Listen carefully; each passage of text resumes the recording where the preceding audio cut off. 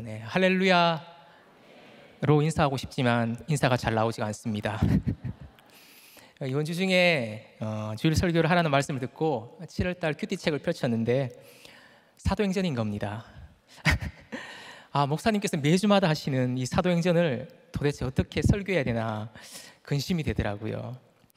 그리고 오늘 주일 본문을 딱 펼쳤는데 불사 4년 전에 목사님께서 항암을 시작하시기 전에 설교하셨던 성령 충만의 말씀인 겁니다. 이 우리들 공동체 기념비적인 말씀이지 않습니까? 온 성도님들이 눈물로 기도했던 설교 말씀인데 도대체 어떻게 설교해야 되나 말씀에 붙잡힌 게 아니라 근심과 걱정에 붙잡힌 채 며칠을 보냈습니다. 그러던 제 얼굴을 보는 아내가 이러는 겁니다. 여보, 사도행전 감당할 수 있겠어? 안쓰럽다.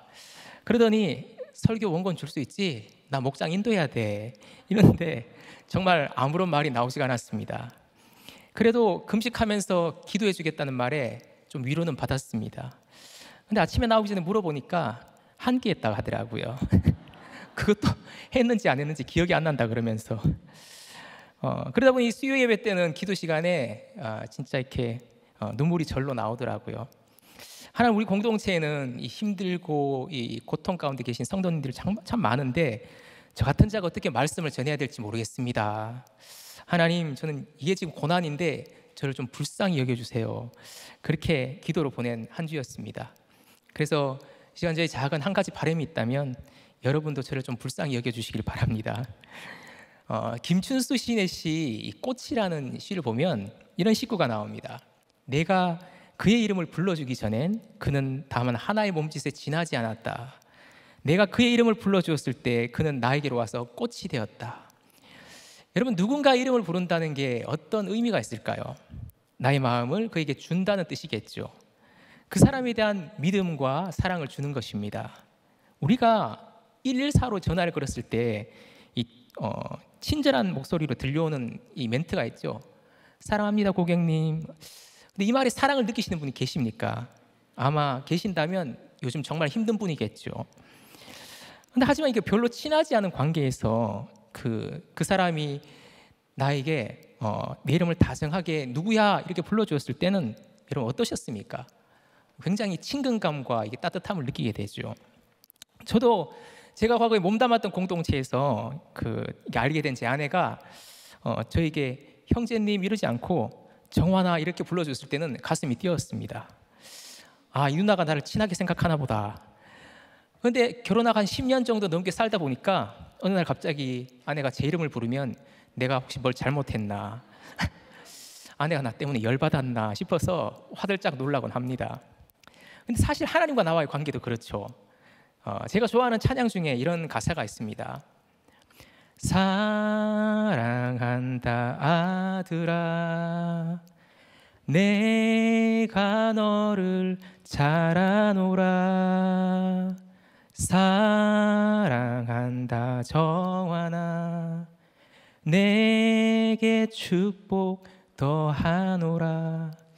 제가 과거에 이 고향교회에 몸담았을 때 거기서 제 선배 후배가 작사 작곡한 이 찬양인데요, 이 가사에다가 내 이름을 딱 넣어서 부르면 마치 하나님께서 지금 나에게 들려주시는 불러주시는 것 같아서, 내 이름을 불러주시는 것 같아서 더 위로가 되고 또 은혜를 받곤 합니다. 마찬가지로 나 또한 주님의 이름을 부른다는 게 뭡니까? 그분을 향한 사랑과 신뢰의 표현이겠죠. 그렇다면 이 시간 주의 이름을 부르는 이 사람은 어떤 삶을 살아가는지 함께 살펴보겠습니다. 첫째로, 주의 이름을 부르는 자는 공동체와 함께 서서 소리를 높여 말합니다. 14절입니다. 베드로가 11사도와 함께 서서 소리를 높여 이르되 유대인들과 예루살렘에 사는 모든 사람들아, 이 일을 너희로 알게 할 것이니. 자, 오늘 이 본문은 베드로가 했던 이 첫 번째 설교의 도입 부분입니다. 베드로가 11사도와 함께 서서 소리를 높입니다. 많은 무리 앞에서 담대하게 내 말에 귀를 기울여 달라고 소리를 높입니다. 불과 50여일 전까지만 해도 이 두려움에 사로잡혀서 이 여종 앞에서 벌벌 떨면서 예수님을 3번씩이나 부인했던 베드로였지 않습니까? 그런데 더 이상 그 베드로가 아닌 겁니다. 그럼 도대체 무엇이 이 그를 베드로를 변화시켰을까요? 바로 성령의 충만함을 받았기 때문입니다. 베드로가 성령 충만해지다 보니까 11사도와 함께 서서 소리를 높여 말하기 시작합니다. 여러분, 성령이 나에게 임하시면 더 이상 나 혼자가 아니라 공동체와 함께합니다. 지체들이 저마다 다른 곳을 바라보면서 자기만 알아듣는 방언을 하기보다는 함께 서서 서로를 붙잡아 주죠. 담대함으로 소리를 높여서 내가 알게 된 예수를 전하고 그리고 자신의 삶을 고백하고 간증합니다. 목장을 할 때에도, 전도를 할 때에도, 봉사를 할 때에도 공동체의 지체들과 함께 서서 맡겨진 사명을 감당하죠. 담임 목사님께서도 설교 때마다 이 공동체 고백을 통해서 지체들의 삶의 고백과 간증을 함께 나눠주시지 않습니까? 제가 지난주에 또 영접과 또 이 영접을 위한 신방이나 또 장례, 결혼, 이 개업 예배를 인도하기 위해서 이곳저곳을 다녔습니다. 정말 가는 곳곳마다 우리 집사님들께서 함께 서서 소리를 높여주셨습니다. 그곳에 같이 있던 불신자 식구들을 위해서 자신이 만난 예수님을 소개해 주시고 기꺼이 자기의 죄와 수치를 간증해 주셨습니다. 모압 땅에서 흉년을 겪다가 이 공동체로 오셔서 내가 살아난 이야기를 진솔하게 나눠주셨어요. 그렇게 함께 서서 연약한 지체들을 케어하고 또 격려해 주시다 보니까 옆에 있던 저로서도 너무 고맙고 은혜가 되었습니다. 정말 말씀에 붙잡힌 게 이런 거구나 느끼게 됐습니다. 이 성 중에 내 백성이 많다는 그 말씀이 이해가 되더라고요. 그러다 보니 어느 가정의 신방을 가든 경조사 예배를 드리든 그곳에는 성령의 백성이 분명히 있다는 것을 느꼈습니다. 사실 저는 누군가와 함께 서 있는 것을 잘 하지 못했습니다. 아까 목사님께서도 말씀해 주셨는데 늘 외딴 섬처럼 혼자만 있으려고 했던 나홀로 신앙이었습니다. 두더지처럼 땅굴을 파고 혼자서 그곳에 조용히 들어가 있는 것을 좋아했습니다. 한 번은 제가 이 청년들과 여름 아우리지를 간 적이 있었는데요. 이 아내의 말에 따르면 제 아들과 딸이 며칠 동안 저를 찾지를 않았다 하더라고요. 아빠가 이 아내의 말 이러더라고요. 아빠가 여전한 방식으로 자기 방에 혼자 칩거하고 있는 줄 알았답니다. 그 말을 들으니까 제 실상을 더 적나라하게 알게 되더라고요. 그러니까 생각해보니 이런 제 행동이 이면하는 안일함의 우상이 있었던 겁니다.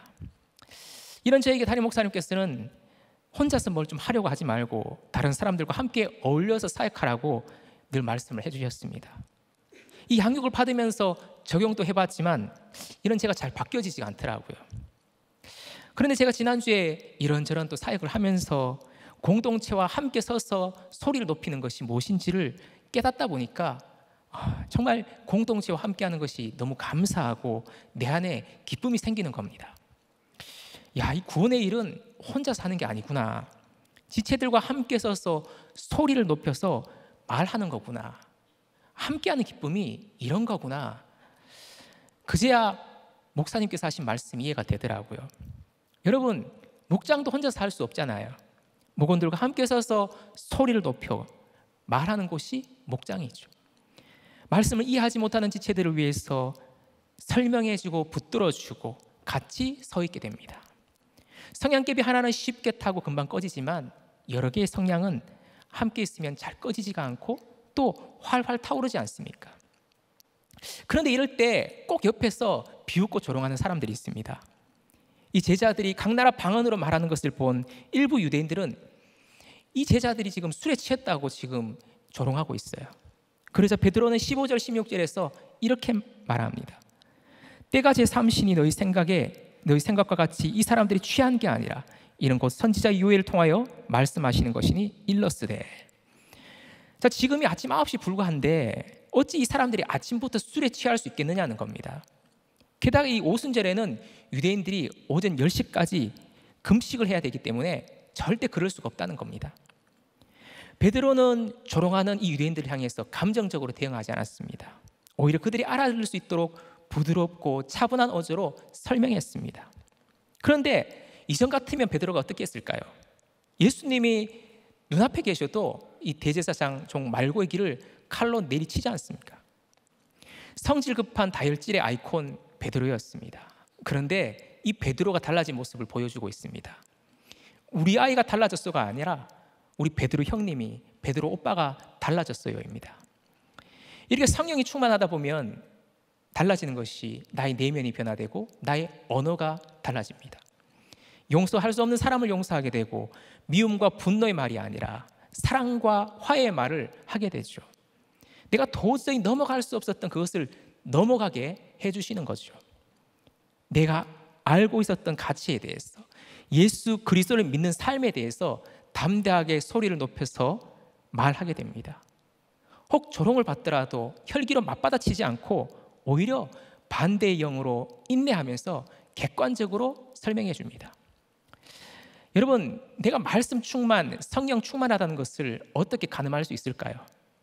내 옆에 있는 사람이 나를 조롱했을 때 내가 어떻게 반응하는지를 보면 알 수가 있습니다. 네가 나 예수 믿는 거 보태준 거 있냐? 예수 믿고 좀 잘 살아보려고 하는데 왜 이렇게 나를 시험 들게 하냐? 야, 이 사탄 같은 인간아, 혹시 이렇게 혈기로 반응하십니까? 아니면 이렇게 겉으로 드러내진 않지만 내가 저 인간하고는 상종을 말아야지, 내가 말을 썩지를 말아야지, 이러면서 정죄와 판단을 넘어서 마음으로 살인하고 있지는 않습니까? 제가 어제 오후에 이 핑크 양육교사를 인도하는데 이 어제의 주제도 갈등 충만은 성령 충만이다, 이 주제였습니다. 배우자의 외도와 조롱, 부모 형제의 비방과 구타를 겪었던 이 집사님들의 나눔이 계속 이어졌습니다. 정말 관계 고난을 겪는 분들이 참 많으시더라고요. 그런데 그 중에 한 분이 이런 나눔을 하셨습니다.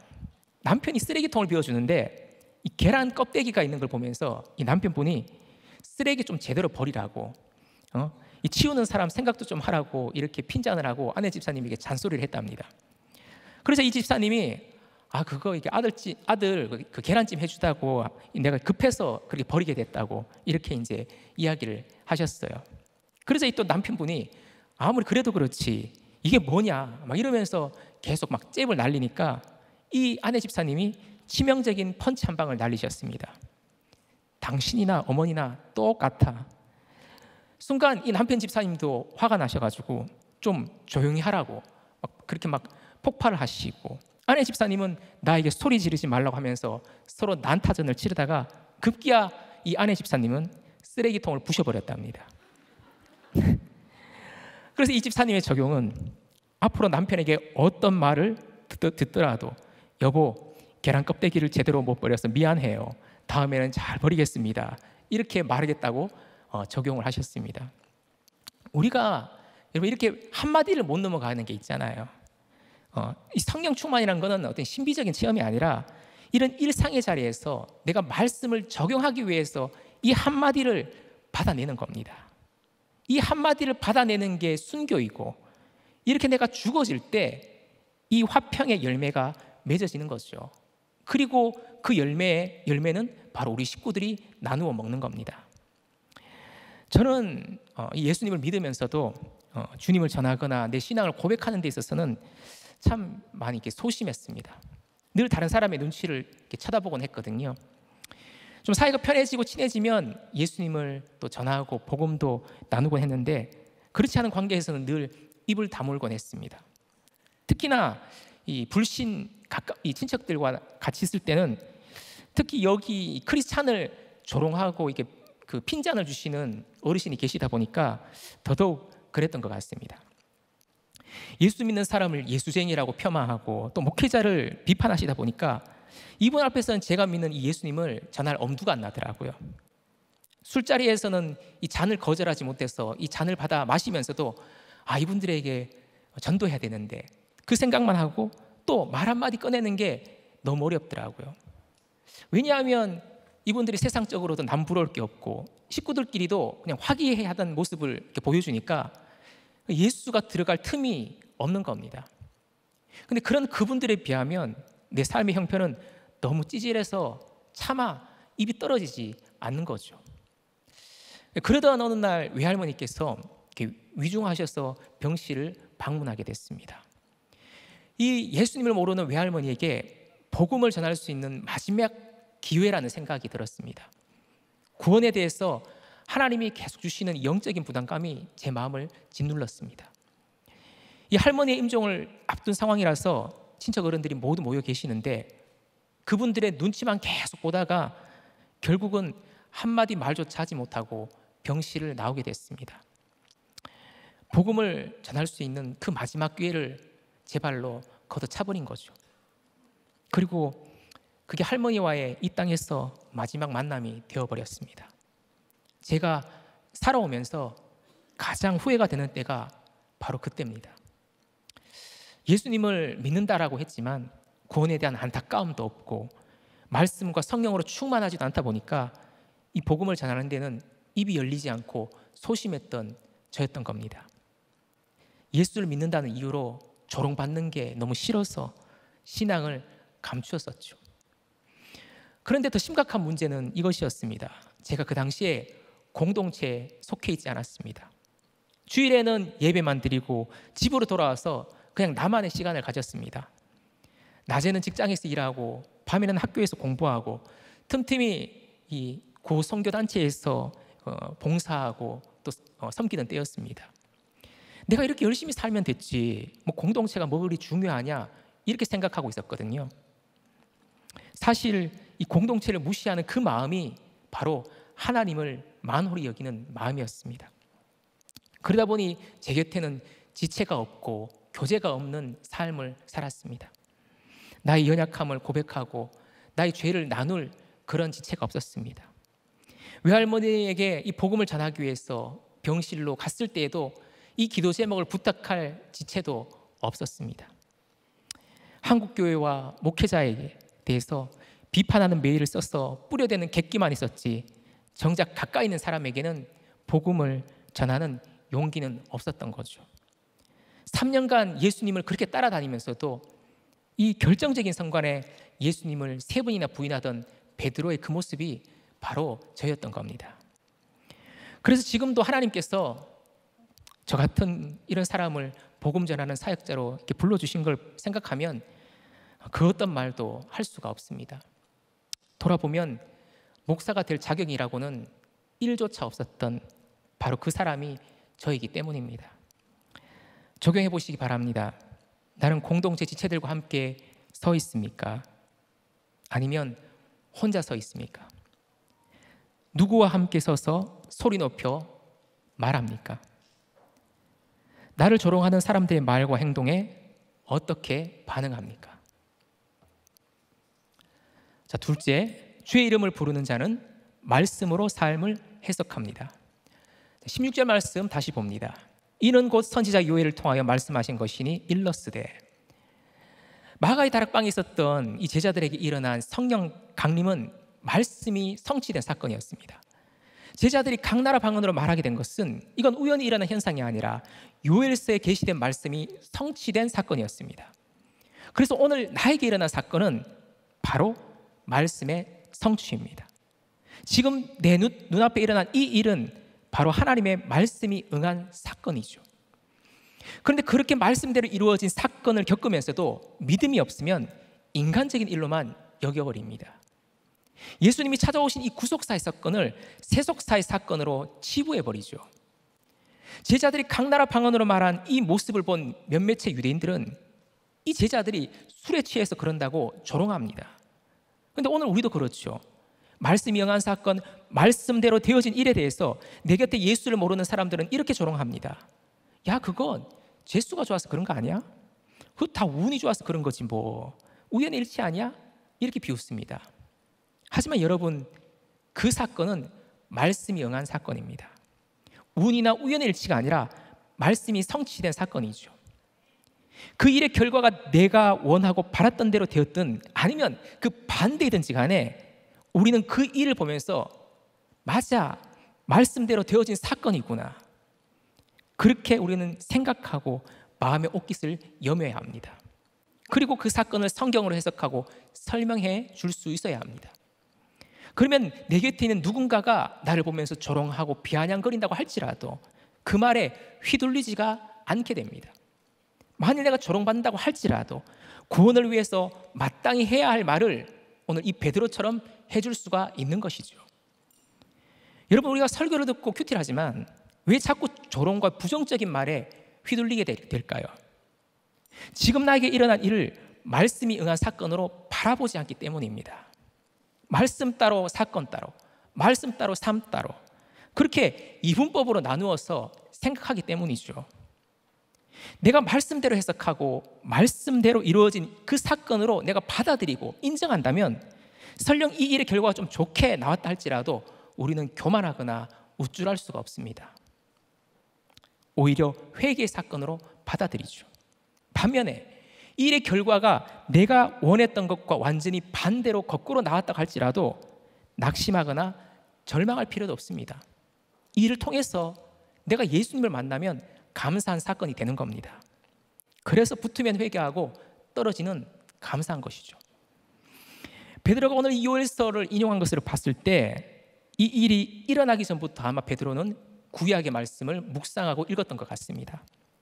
이처럼 내가 평소에 성경을 읽고 묵상하면 사건이 딱 일어났을 때에도 말씀으로 그걸 해석하고 누군가에게 설명해 줄 수가 있습니다. 우리들 공동체가 강에서 바다로 나가게 된 것도 그렇죠. 담임 목사님의 이 말씀 묵상이 온 성도의 말씀 묵상으로 이어지고 말씀으로 자신의 삶을 해석하고 간증하다 보니까 사명의 지경이 조금씩 넓어지게 된 것입니다. 조금 전에 제가 언급했던 제 그 친척들 가운데는 제 이종 사촌형도 있습니다. 그 사촌형의 아내가 몇 년 전에 암으로 소천하게 됐습니다. 그래서 제가 장례식장에 가게 됐는데요. 제가 이 우리들 교회에 와서 사역하고 또 말씀으로 양육을 받다 보니까 저의 가치관도 또 조금씩 달라지다 보면서 이전과는 달리 이제 이 친척들 앞에서 담대하게 복음을 전할 수 있게 되더라고요. 불과 몇 년 전만 하더라도 친척들이 모인 자리에서 전도할 생각만 하면 마음이 눌렸는데 이제는 그분들 앞에서 소리 높여 전도하고 또 이모가 구원을 받게 된 간증을 할 수 있었습니다. 제 이모는 그 독실한 불교 신자인 그 보살이셨습니다. 그런데 이 이모가 질병으로 중환자실에 입원하셨을 때 제가 이모에게 가서 전도하고 예수님을 영접하셨거든요. 그렇게 구원을 받으시고 천국에 들어간 이 사건을 불신 친척들 모두가 소문을 들어서 알고 있었습니다. 저는 이 사건이 그 이모의 구원을 위해서 기도했던 제 기도의 응답이었고 또 말씀이 이루어진 사건으로 해석했습니다. 그렇게 제가 친척들 앞에서 이제 이 고백과 간증을 하고 있는데 갑자기 상주로 앉아있던 그 사촌형이 이러는 겁니다. 그거는 중환자들이 일시적으로 경험하는 선망 증세라고, 병이 심각하면 그런 환청과 환시가 나타날 수 있다고, 그러면서 막 의학적인 지식을 막 얘기하는 겁니다. 근데 그 형이 의사였거든요. 근데 자기 아내도 의사였는데 갑자기 찾아온 이 질병에 손조차 쓰지 못하고 세상을 떠났습니다. 여러분, 그럼 이 고난 때문이라도 예수님을 만날 기회가 찾아왔잖아요. 그런데 저희 이 간증에 웃으면서 반박하는데 정말 이 교양이 참 무섭다는 생각이 들었습니다. 정말 아된 사람이죠. 그런데 그 옆에서 또 심지어 한 이 친척 형은 이런 말을 합니다. 네가 아무리 여기서 전도를 하려고 해도 안 될 거라고. 지금 네 앞에 계신 이 외삼촌이 대학 교수님이라고. 얼마나 이 박식하고 깊이가 있으신데 목사가 아닌 목사 할아버지가 와도 절대 설득할 수가 없다고 말하는 겁니다. 그렇게 제가 얘기한 이 복음을 거부하고 또 이 이모의 구원 사건을 그저 한낱 신비적인 현상으로 치부하는 이런 말들이 조롱처럼 느껴졌습니다. 그런데 그날은 제가 이 구원에 대한 마음으로 애통하다 보니까 그 어떤 말에도 불편하거나 서운하지가 않더라고요. 오히려 이 말을 들으면 들을수록 더 안타깝고 애통이 되었습니다. 그저 제가 전해야 할 이 복음만을 끝까지 거기에서 전했습니다. 그리고 꼭 예수님 믿으시라고 그 말을 하고 자리를 떴습니다. 그리고 집으로 돌아와서 목사님의 책과 큐티인과 제 간증을 써서 그걸 집집마다 택배로 다 보내드렸습니다. 여러분, 믿음이 없는 사람은 자기에게 일어난 사건을 우연이나 아니면 내 열심과 노력으로 이렇게 되었다고 생각합니다. 그러면서 스스로를 높이죠. 하지만 성령이 임한 사람에게는 그 어떤 일도 말씀이 성취된 사건입니다. 그렇기 때문에 하나님만을 높이고 찬양하게 되는 것이죠. 적용해 보시기 바랍니다. 지금 나에게 일어난 사건 가운데 말씀으로 되어진 일은 무엇입니까? 나는 지금의 사건을 말씀으로 해석하고 설명할 수 있습니까? 셋째로, 주의 이름을 부르는 자에겐 말세의 성령을 부어주십니다. 17절, 18절입니다. 하나님이 말씀하시기를 말세에 내가 내 영을 모든 육체에 부어주리니 너희의 자녀들은 예언할 것이요 너희의 젊은이들은 환상을 보고 너희의 늙은이들은 꿈을 꾸리라. 그때 내가 내 영을 내 남종과 여종들에게 부어주리니 그들이 예언할 것이요. 자, 하나님이 말세에 그분의 영을 모든 육체에게 부어주신다라고 하십니다. 여러분, 말세가 언제입니까? 종말의 때입니다. 예수님께서 오신 때부터 다시 오실 때까지의 기간입니다. 그럼 나에게 그때가 언제일까요? 담임 목사님께서는 이 부분을 설교하실 때 그것은 나의 한계를 인식할 때라고 말씀하셨습니다. 우린 저마다 자신이 경험하는 절대치의 고난이 있습니다. 그 고난을 겪을 때 자신의 한계를 느끼게 되죠. 그런데 자기 인생의 한계를 인정하지 않는 사람은 죽을 때까지 자기의 종말을 모르고 살아갑니다. 우리는 내 인생의 말세에 내 자아가 죽어지고 예수로 살게 됩니다. 그리고 바로 그때 하나님은 그분의 영을 우리 육체에 부어주십니다. 그러면 어떤 일이 일어나겠습니까? 말씀으로 인도함을 받죠. 자녀들은 예언을 하고 젊은이들은 환상을 보고 늙은이들은 꿈을 꾸게 됩니다. 세상 경험이 없고 철이 없는 자녀들이 말씀으로 자기의 삶을 이야기합니다. 그러다 보니 우리 공동체 아이들은 영아 때부터 엄마랑 같이 큐티를 하죠. 그러면서 말씀을 들으면서 양육을 받습니다. 사실 저희 집에 이 아이들도 그 수혜자의 반열에 들어갑니다. 제 아들과 딸이 과거에 어린이집에 다닐 때였는데요. 이 5살 된 동생이 7살 된 누나에게 이런 말을 했습니다. 자기랑 이 어린이집에 자기랑 친한 이 여자친구가 있다고 하니까 누나가 이렇게 대꾸를 했습니다. 야, 걔 교회 다녀? 동생이 안 다닌다 이렇게 얘기하니까 누나가 이러더라고요. 야, 예수님 안 믿으면 그거 불신교제야. 불신교제 안 돼. 헤어져. 이렇게 얘기를 하더라고요. 근데 그걸 또 5살 동생은 그걸 듣고 또 끄덕끄덕 하더라고요. 그 모습을 옆에서 보는데 기가 찼습니다. 저는 아내가 집에서 아이들에게 신교제, 불신교제라는 말을 한 적이 없거든요. 근데 이 아이들이 교회에서 그 말을 들은 겁니다. 사실 저도 과거에 불신교제, 신교제라는 말을 잘 몰랐습니다. 그런데 우리 공동체 아이들이 이렇게 어릴 때부터 구속사의 말씀을 듣고 큐티를 하다 보니까 이렇게 예언을 하는 겁니다. 한 번은 희귀질환으로 투병하던 한 아이가 천국에 가게 되었습니다. 제가 장례 예배를 인도했는데 그때 이 아이의 언니인 중학생, 초등학생 자매들이 이런 고백을 했습니다. 자신의 동생을 보면서 내가 죄인이라는 것을 알게 되었다고요. 하나님께서 동생을 우리 가정에 선물로 보내주셔서 감사하다는 근환음을 했습니다. 이 고백을 들으면서 함께 예배를 드리던 성도님들도 모두 눈물을 흘리셨습니다. 바로 여러분, 이것이 자녀들이 예언하는 모습 아니겠습니까? 우리 자녀들이 어릴 때부터 이렇게 말씀을 듣다 보니 하나님의 뜻을 말하는 예언을 하는 것이죠. 또한 성령이 임하시면 젊은이들은 환상을 본다라고 하십니다. 다른 말로 비전을 보는 것이죠. 청년 시절의 특징이 뭡니까? 눈에 보이는 것을 우상으로 삼고 자기 욕망과 쾌락을 추구하는 특징이 있습니다. 그런데 이들에게 성령이 임하시면 눈에 보이는 것을 쫓아 살기보다는 하나님이 주시는 비전을 바라보게 하십니다. 2주 전쯤 제가 교회에서 결혼 예배를 인도했습니다. 신랑 신부였던 두 청년이 모두 초신자였거든요. 파혼과 낙태의 사건을 겪으면서 자매가 먼저 우리들 교회에 오게 됐습니다. 그리고 상대방 형제는 이 교회 홈페이지 상담 게시판에 너무 괴롭고 힘들다면서 글을 남겼습니다.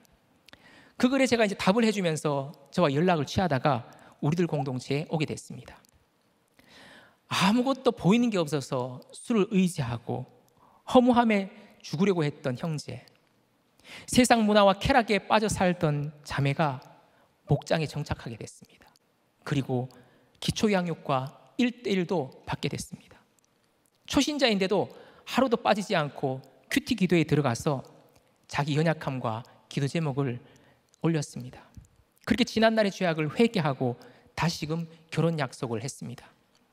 그런데 이 결혼을 한 주 앞두고 이 두 사람의 관계에 신뢰에 금이 가는 사건이 발생했습니다. 그러면서 파혼의 위기가 도래했습니다.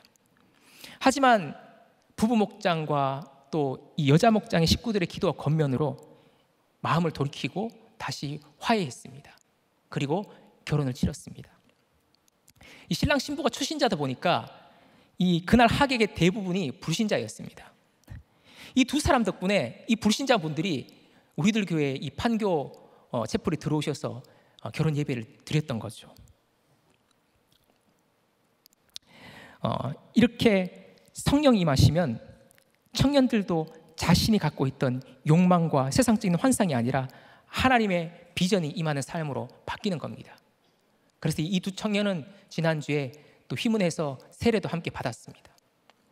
또한 성령이 임하시면 늙은이들은 꿈을 꾼다라고 말씀합니다. 과거만을 자꾸 회상하고 자꾸만 서운하고 아쉬운 것이 더해지는 그때 꿈을 꾼다고 하십니다. 아브라함은 100세 아들 이삭을 낳았죠. 그리고 모세는 80세 이스라엘 백성들을 광야에서 인도했습니다. 갈렙은 85세에 아낙 자손과 싸우겠다면서 이 산지를 내게 달라고 말했습니다. 이 우리들 공동체에도 실버와 골드 목장엔 이렇게 하나님이 주시는 꿈을 꾸고 용건의 사명을 감당하는 집사님들이 많이 계시죠. 나의 인간적인 꿈이 아니라 하나님이 주시는 그 꿈에 사로잡혀서 공동체에서 믿음의 본이 되어주고 계시죠. 하나님은 그렇게 그분의 영을 모든 남종과 여종에게 부어주십니다. 남녀노소를 막론하고 차별하지 않고 계층과 세대를 뛰어넘어서 모든 종들이 예언하게 하십니다. 날마다 한 말씀으로 모든 세대에게 역사하심으로 자기 삶을 성경으로 해석하고 복음을 전하는 증인이 되게 하시죠. 그래서 여러분, 성령은 말씀의 영입니다. 여러분, 우리가 성령으로 충만하다는 것이 무엇입니까? 말씀으로 충만해지고 말씀만을 쫓아 살아가는 인생입니다. 그 말씀은 우리의 모든 편견과 고정관념, 마음의 장벽을 깨뜨립니다. 나의 부족함과 결핍, 열등감마저도 뛰어넘으시죠. 그래서 하나님께서 성령을 부어주시면 이 땅의 자녀 문제, 젊은이 문제, 노인 문제가 모두 해결되는 것입니다. 우리의 가정 문제 또한 하나님께서 성령을 부어주시면 해석이 되고 해결로 나아갈 줄로 믿습니다. 우리의 공동체 또한 하나님께서 주시는 이 예언과 환상과 꿈이 가득하게 될 줄로 믿습니다. 적용해 보시기 바랍니다. 나는 어떤 예언과 환상과 꿈을 꾸고 있습니까? 나의 인간적인 예언과 환상과 꿈입니까? 하나님이 주신 예언과 환상과 꿈입니까? 내 안에 깨어져야 할 편견과 고정관념과 마음의 장벽은 무엇입니까? 자, 넷째, 주의 이름을 부르는 자는 흑암 속에서 구원을 받습니다. 19절에서 21절입니다. 또 내가 위로 하늘에서는 기사를, 아래로 땅에서는 징조를 베풀리니 곧 피와 불과 연기로다. 주의 크고 영원한 날이 이르기 전에 해가 변하여 어두워지고 달이 변하여 피가 되리라. 누구든지 주의 이름을 부르는 자는 구원을 받으리라 하였느니라. 자, 하나님께서 하늘에서는 기사를, 땅에서는 징조를 베푸십니다. 주의 크고 영원한 날이 이르기 전에 해가 변하여 어두워지고 달이 변하여 피가 된다라고 하십니다. 이것은 심판으로 인해서 처절한 흑암의 시간을 보내겠다는 의미입니다. 내가 우상으로 삼고 의지하던 해달별이 떨어지는 이 사건이 찾아오면 칠흑같이 아무것도 눈에 보이지 않죠. 더 이상 손쓸 수 없는 그 밤이 도래한 겁니다. 하지만 이런 심판의 때는 바로 택자에겐 구원의 시간이 되는 거죠. 바로 그때가 주의 크고 영화로운 날이 이르기 전이라고 하십니다. 예수님께서 부활하시기 전에 십자가를 지셨죠.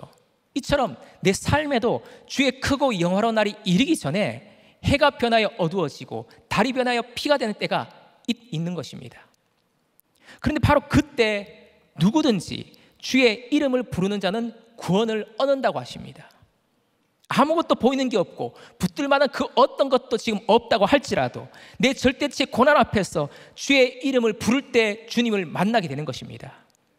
그래서 택자에게는 어떤 환난과 고통의 사건도 구원의 사건이 되는 것이죠.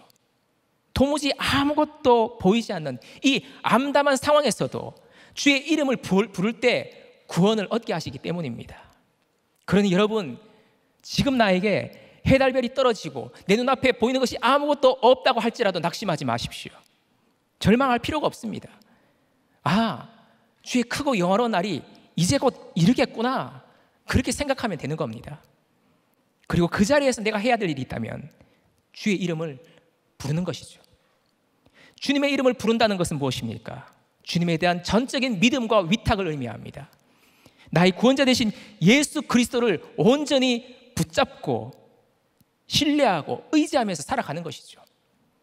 그렇게 예배와 목장에 붙어가면서 이 말씀 듣는 구조 속에 내가 거할 때 그 말씀이 나를 붙잡아 주시는 겁니다.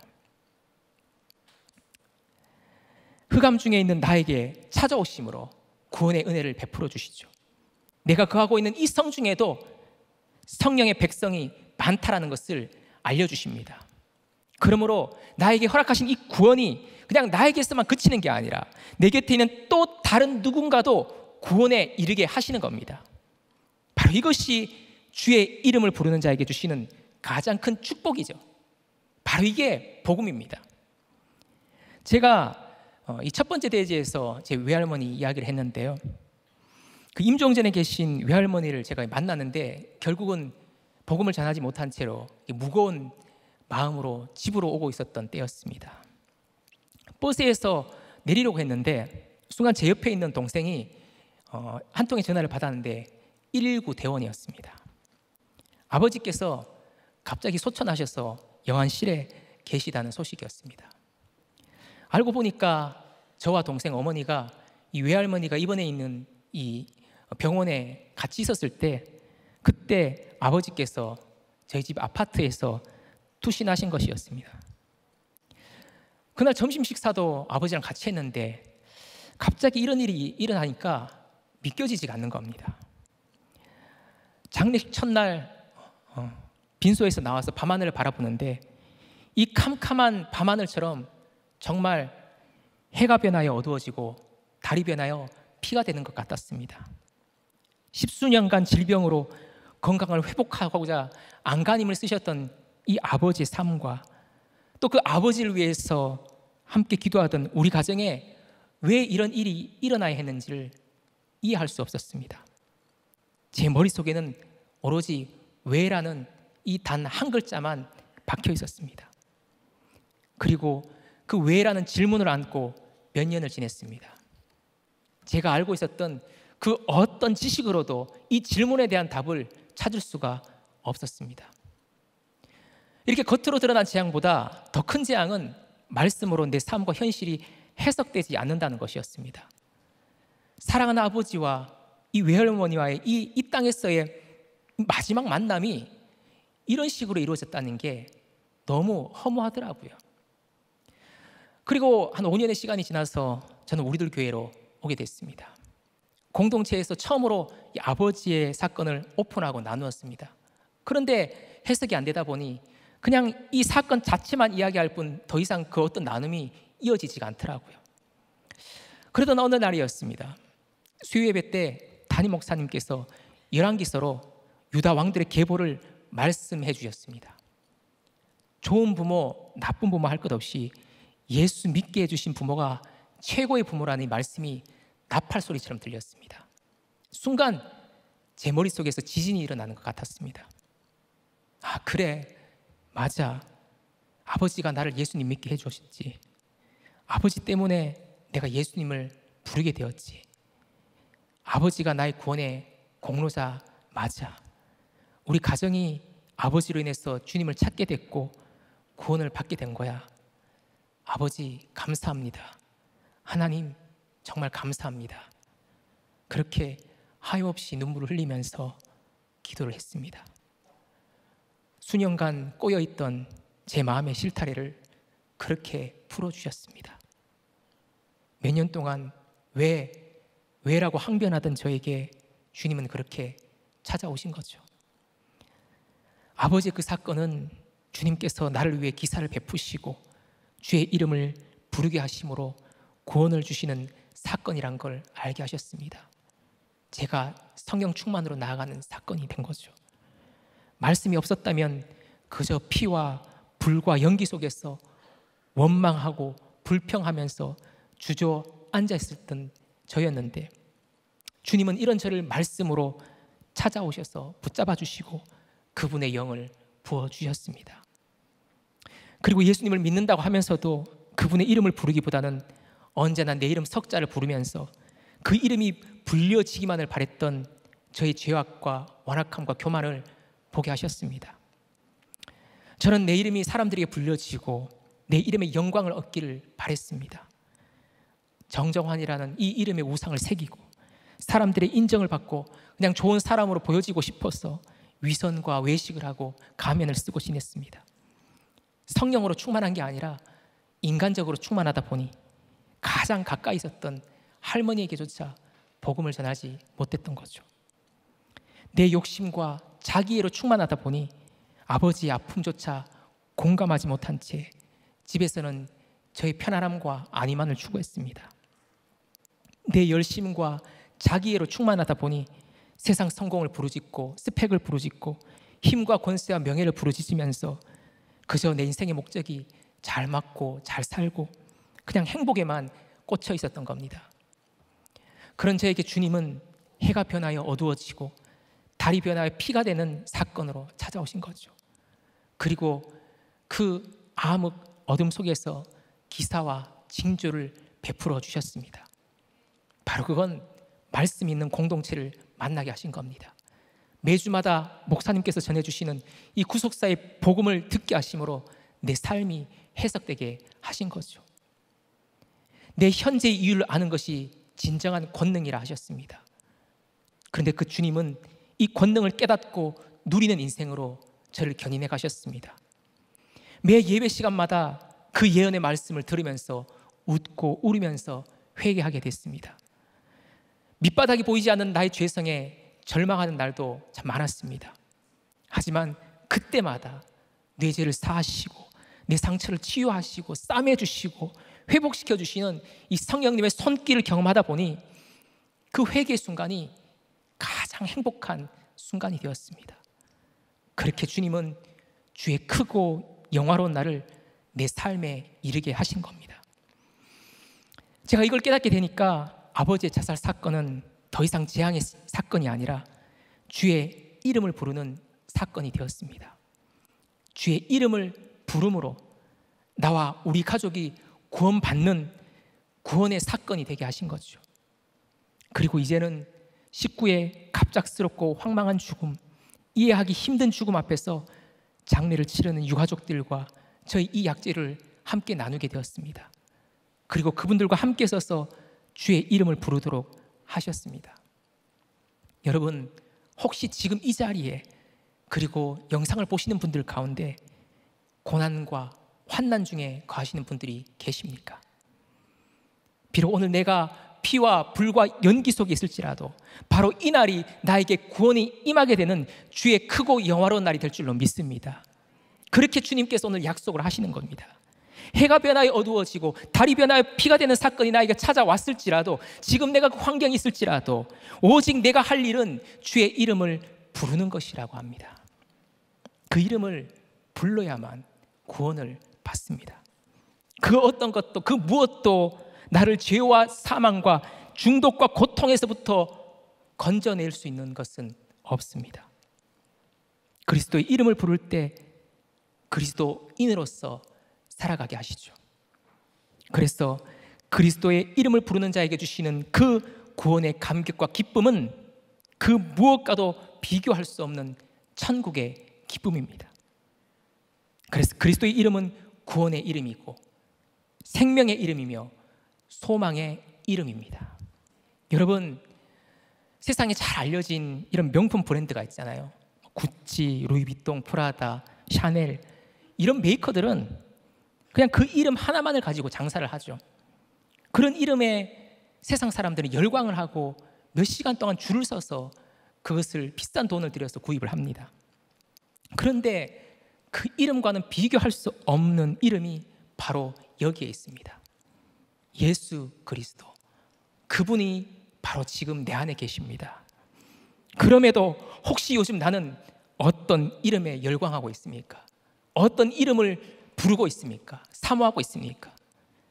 바라기는 우리가 평생에 불러야 할 이름이 있다면 오직 예수 그리스도 그 이름밖에는 없습니다. 담임 목사님께서 이 본문을 설교하실 때 암이 발견되었다는 나눔을 하셨습니다. 암이라는 이 질병으로 인생의 한계와 말세를 겪게 하셨지만 오히려 아픈 성도님들을 체휼하게 해주셔서 감사하다고 말씀하셨습니다. 영광된 하나님의 신비를 알게 하시고자 이 일을 겪게 하시는 하나님을 찬양한다고 고백하셨습니다. 그 말씀을 들으면서 우리 모든 성도님들은 함께 눈물로 기도했습니다. 바라기는 오늘 이 시간 우리 각자가 지금 어떤 형편에 처해 있든지 주님의 이름을 부름으로 회개로 나아가고 하나님께로 돌이킴으로 구원받는 역사가 나와 우리 가정에 있기를 원합니다. 나뿐 아니라 내 곁에 있는 식구들도 또 우리 자녀들에게도 이 예수 그리스도를 소개하고 증거함으로 그들도 다 같이 예수 그리스도의 이름을 부르고 주의 크고 영화로운 날을 함께 경험하는 성령의 역사가 일어나길 소원합니다. 적용해 보시길 바랍니다. 나에게 찾아온 해가 변하여 어두워지고 달이 변하여 피가 된 사건은 무엇입니까? 나는 어떤 이름을 사모하고 열광합니까? 나는 지금 누구의 이름을 부르고 있습니까? 말씀을 맺습니다. 주의 이름을 부르는 자는 공동체와 함께 서서 소리를 높여 말합니다. 주의 이름을 부르는 자는 말씀으로 삶을 해석합니다. 주의 이름을 부르는 자에겐 성령을 부어주십니다. 주의 이름을 부르는 자는 흑암 속에서도 구원을 받게 하십니다. 바라기는 주의 이름을 부르는 우리 모두에게 이 은혜가 임하길 간절히 소원합니다. 함께 찬양하겠습니다.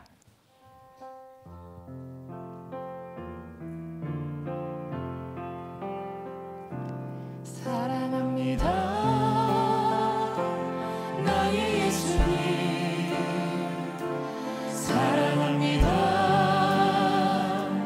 아주 많이요 사랑합니다. 나의 예수님 사랑합니다. 그것뿐이에요. 사랑한다 아들아 내가 너를 잘 아노라. 사랑한다 아들아 내게 주고 더하리라. 사랑합니다. 나의 예수님 사랑합니다. 아주 많이요 사랑합니다. 나의 예수님 사랑합니다. 그것뿐이에요. 사랑한다 내 딸아. 사랑한다 내 딸아. 내가 너를 잘 아노라. 사랑한다 내 딸아. 내게 주고 더하리라. 이 시간 말씀 따라 함께 기도하겠습니다. 신실하신 하나님, 공동체로 인도해 주셨지만 언제나 나 홀로 신앙으로 외딴 섬처럼 지냈습니다. 그러다 보니 지체들과 함께하는 기쁨을 누리지 못하며 살아왔습니다. 내 욕심과 자기애로 충만하다 보니 가장 가까이 있는 식구들의 아픔과 상처를 공감하지 못했습니다. 사랑하는 사람에게조차 복음을 전하지 못하고 입을 닫고 그들을 외면하며 지내왔습니다. 옳고 그름을 따지면서 내 열심으로 자아로 충만하다 보니 작은 조롱조차 받아내지 못하고 혈기를 내고 판단을 하고 정죄를 일삼았던 저였습니다. 하나님, 돌아보면 나에게 일어난 그 어떤 일조차 말씀이 이루어지는 사건이었음에도 믿음 없이 그 사건을 세속사로 치부했던 불신앙을 고백합니다. 하나님, 이런 저의 완악함을 용서하여 주시옵소서. 불쌍히 여겨 주시옵소서. 하나님, 지금 내 한계를 깨닫는 나의 말세에 주님의 영을 부어주시길 원합니다. 주님, 나의 이 말세에 성령을 부어주시옵소서. 성령으로 충만케 하여 주시옵소서. 기복적인 말과 세상적인 환상과 꿈에서 벗어나 주님께서 주시는 예언과 환상과 꿈을 꾸는 인생 되게 하여 주시옵소서. 갈 바를 알지 못하고 헤매이는 우리 자녀들 있습니다. 말씀이 들려 예언하게 하여 주시옵소서. 죄악된 문화 속에 있는 우리 청년들이 있습니다. 하나님께서 주시는 거룩한 환상을 보게 하여 주시옵소서. 젊은 날 가졌던 꿈이 깨어져 상실감에 있는 장년과 노년의 성도분들에겐 주님께서 주시는 꿈을 품게 하여 주시옵소서. 우리의 가정에 성령을 부으사 모든 문제가 말씀으로 해석되게 하여 주시옵소서. 그래서 진정한 해결로 나가게 하여 주시옵소서. 공동체의 남녀노소를 막론하고 모든 차별과 장벽이 허물어지게 하사 성령으로 하나 되고 충만케 되는 역사를 허락하여 주시옵소서. 하나님, 우리의 이 공동체에 어느 누구 한 사람도 홀로 고립되지 않게 하여 주옵시고 함께 서서 소리 높여 말하며 고백하고 간증하며 서로를 붙잡아주고 사명을 위해 한마음 되게 하여 주시옵소서. 하나님, 오늘 나에게 해가 변하여 어두워지고 달이 변하여 피가 되는 흑암의 사건이 찾아왔습니까? 그렇다 할지라도 그 자리에서 주님의 이름을 부르기를 원합니다. 피와 불과 연기 속에도 주님을 만나게 하여 주시옵소서. 예수 그리스도의 이름을 부르게 하여 주시옵소서. 구원의 은혜를 베풀어 주시옵소서. 복음의 감격과 기쁨을 누리게 하여 주옵시고 이 복음을 전하고 증거하는 증인 되게 하여 주시옵소서. 하나님, 네 곁에 있는 식구, 부모, 형제, 자녀들, 지체들도 주님의 이름으로 인해 구원받고 천국의 기쁨을 누리는 은혜를 허락하여 주시옵소서. 우리 모두가 그리스도의 이름을 부름으로 그리스도인의 삶을 살아내게 하여 주시옵소서. 하나님, 나라의 근간을 흔드는 평등법이 발의되었습니다. 하나님, 막아주시옵소서. 구원의 길을 가로막는 모든 악법들이 통과되지 않게 하여 주시옵소서. 대하생명보호법이 제정되어 이 땅 가운데 건강한 생명윤리가 세워지게 하여 주시옵소서. 감사드리며 존귀하신 예수 그리스도의 이름으로 기도드리옵나이다. 아멘.